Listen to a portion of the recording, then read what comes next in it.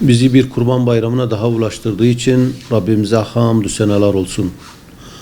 Peygamberimiz Hazreti Muhammed'e salat ve selam olsun. Evet, bir kurban bayramıyla daha adeta kucaklaşıyoruz. Bilindiği üzere bayramlar ziyaretleşmenin, aile efradını, komşuları, akrabaları, tanıdıkları ziyaret etmenin, hal hatır sormanın en belirgin günleridir. Bayramlar sevinç günleridir. Bayramlar hal hatır sorma, gönül alma, kırgınlıkları giderme günleridir. Dolayısıyla bizler Müslümanlar olarak Rabbimiz tarafından bize hediye edilen bu günleri bayramlar gibi geçirmemiz lazım.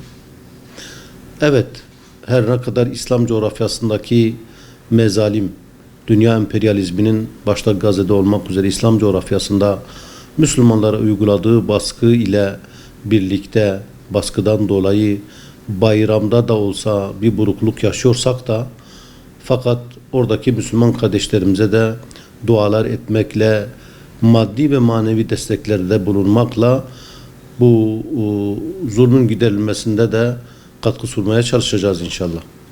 Fakat bununla birlikte bayramlarımızı bayram gibi geçirmeli. Özellikle büyüklerimizi sormalı, ziyaret etmeli. Çocuklarımızla bir araya gelmeli.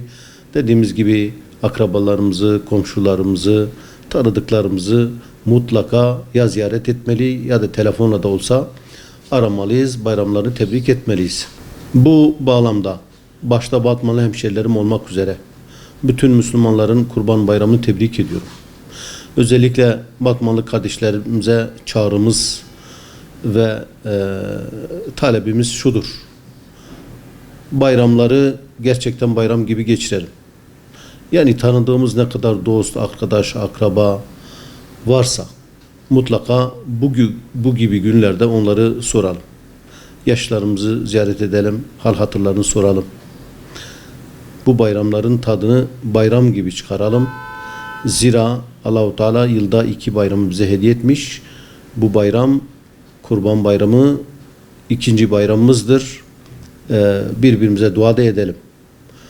Allah-u Teala Kurban Bayramı'nı İslam ümmetinin içinde bulunduğu bu zorluklardan kurtulmayı, vahdete, birliğe vesile olmayı nasip etsin. Tekraren başta Batmanlı hemşerilerim olmak üzere bütün müminlerin bayramını tebrik ediyorum.